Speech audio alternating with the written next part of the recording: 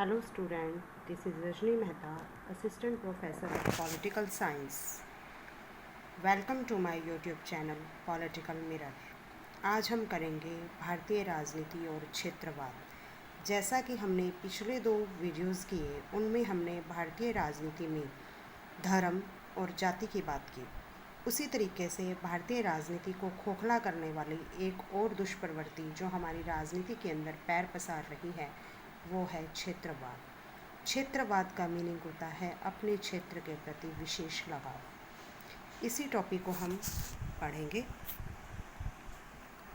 भारतीय राजनीति और क्षेत्रवाद। भारत विविधताओं का देश है। यहाँ अनेक धर्म, जाति और भाषा के लोग रहते हैं। भारत जो है वो अनेक संस्कृतियों वाला देश है, विविधताओं में एकता वाला देश है।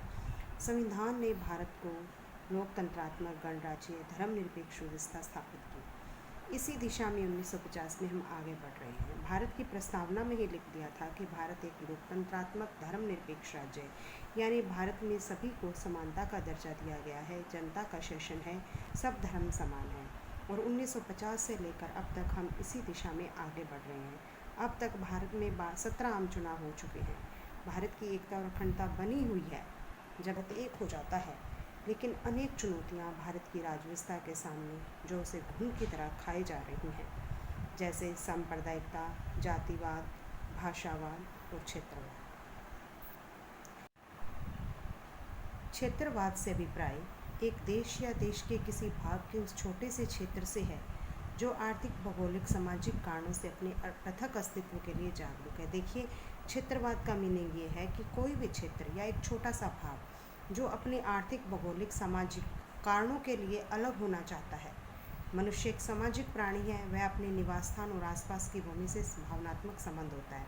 जैसा कि हम जिस जगह पे रहते हैं, जिस घर में रहते हैं, उसके प्रति हमारा इमोशंस जुड़े होते हैं, भावनात्मक संबंध होते हैं, वह अपने पूरे क्षेत्र के प्रति निष्ठा के रूप में विकसित हो जाती है। यही भावना हमारी आगे अपने क्षेत्र के रूप में विकसित हो जाती है कि हम अपने क्षेत्र के साथ विशेष लगाव महसूस करने लग जाते हैं।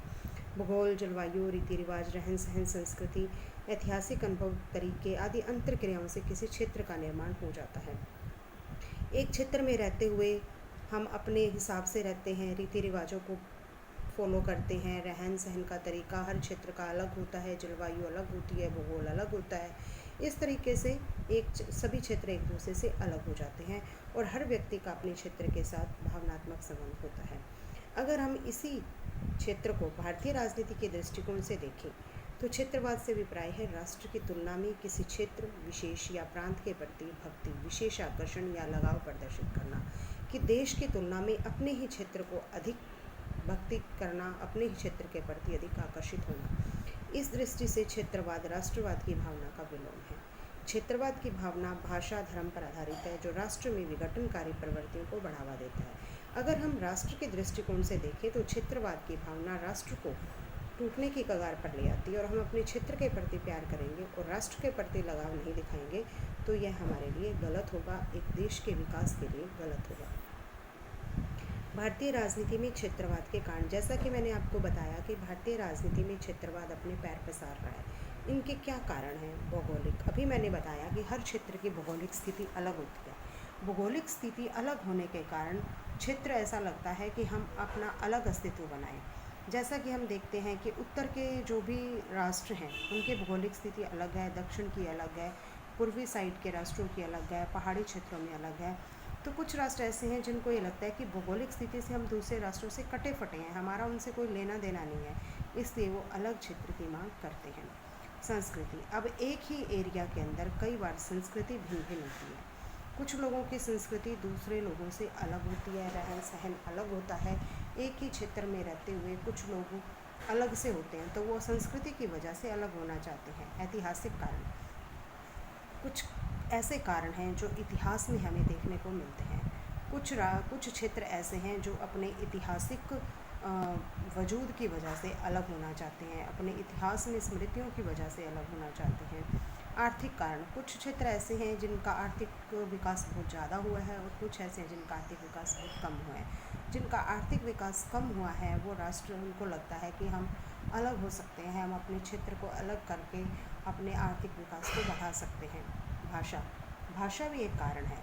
जैसे कि हम देखते हैं उत्तर में अत्यधिक हिंदी बोली जाती है और दक्षिण में अंग्रेजी बोली जाती है। तो दक्षिण के लोग जो हैं वो उत्तर के लोगों के साथ अपना मतलब उससे कट ऑफ रहते हैं। उनको लगता है हमारी अलग संस्कृति, अलग भाषा, अलग रीति रिवाज है, इसलिए वो उनमें क्षेत्रवाद के कारण वो अलग रहना चाहते हैं। जाति, कई बार जाति भी एक कारण बनता है क्षेत्रवाद में।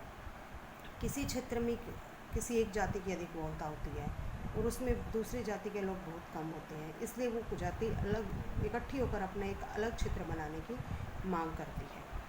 इसी तरीके से राजनीतिक कारण, कई बार राजनीतिक कारण भी बहुत भूमिका निभाते हैं।